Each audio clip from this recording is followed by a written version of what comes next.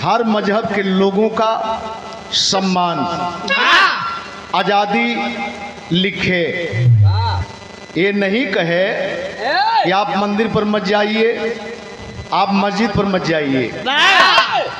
भाई हर वेशभूषा का हर धर्म के लोग भारत में हैं,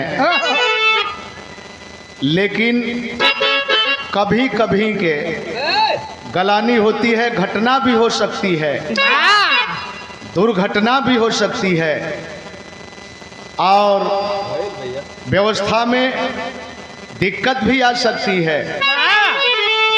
लेकिन कुछ ऐसन पाखंड वाला आडम्बरवादी आ जाते हुए, जैसे हम कवन बाबा हुए हो, बागेश्वर बाबा।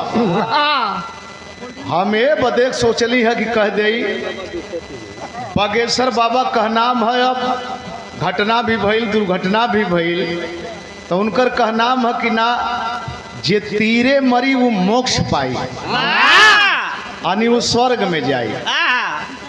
आजे खेत खरिहान में रोड पर दबाई के चपाई के गिर के मर जाई, ओके कहीं जगह ना। हल्ला भैल पहले 144 बरिस के बाद, 144 बरिस के बाद तो ये कुंभ नहीं महाकुंभ है। तो हम बागेश्वर बाबा से कहल चाहते हैं कि का पता नहीं 144 बरस फिर जियाबा कि ना जियाबा। यही में मर के तर गल होता तो के मोक्ष मिल गल हो। हाँ, जैसे सब धंगायल में तो हूँ छपाई के मर गल होता तो के स्वर्ग मिल गल हो। तो काहे बदे रोकत हुआ भाई। हाँ हाँ हाँ, तो धारा लगी जाई ना।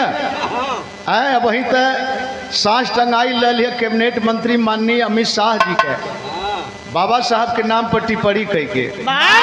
तबले वही में राजू दास आ गई, वो नेताजी श्री मुलायम सिंह यादव के ऊपर टिप्पणी कर दिल। हाँ, अब तबले ही बागेश्वर बाबा मोक्ष देवे लगना, तब बुझली कि हो सकला बाबा का नाम सुन के दोनों लोग मोक्ष बदे गए हो लोगों।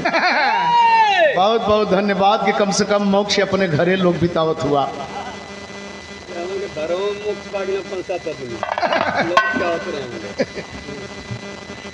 ये तो कहने का मतलब कि भजन बिल मंदिर के पुजरिया कवने काम के।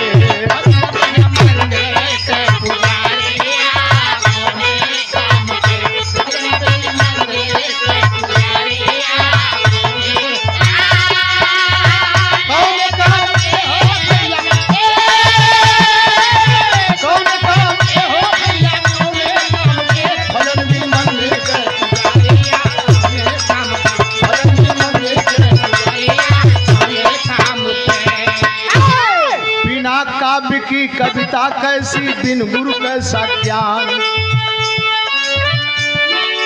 बिना मरी का सर्प कौन, बिन धनु का कैसा पान, रोग बिन बैदन के झोलरिया कौने काम के। रोग बिन बैदन के झोलरिया कौने काम के, रोग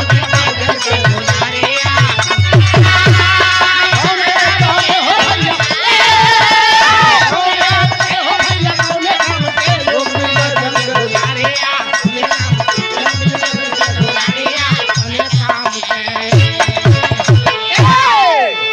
मंदिर बनगल, विद्यालय बनगल, विद्यालय की हिफाजत करने वाला, इसका सजग प्रहरी शिक्षक न हो तो सब कुछ बेकार है। आय है इतने ना, बिना काव्य की कविता कैसी, बिन गुरु कैसा ज्ञान। सांप तो कुली होलन डोरहो काटेला, सरियो काटेला, लेकिन एक ठे सांप होलन तनी से छू देला तो पता चलला कि अब हाँ मोक्ष मिल जाए। इतने ना, अरे बिना दूध का काम धेन,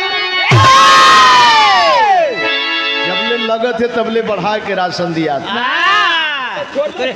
आज जब ठाठ हो गई तो हाँ किया हुआ गौशाले कोर बतावत हूँ, गौशाले कोर ले जाते हैं, बिचवा में छोड़ के चली आवत हूँ।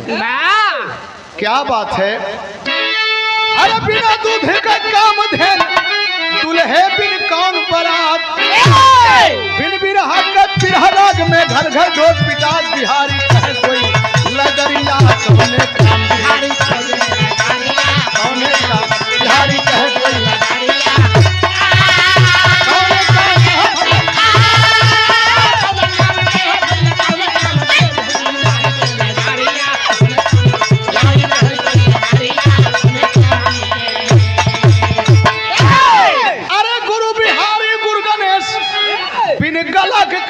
गाना चंद्रिका कवि के सब बच्चन की नया तराना राम राम बिन लचरिया कौने काम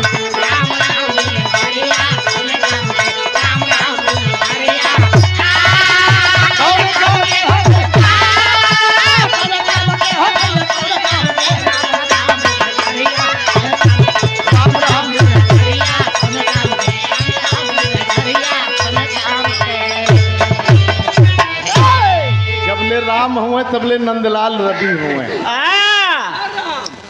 यह जौन बोलत हुए इनके साफ रखे के है आ बवा गल तो रा हो गल बंद हो गल तब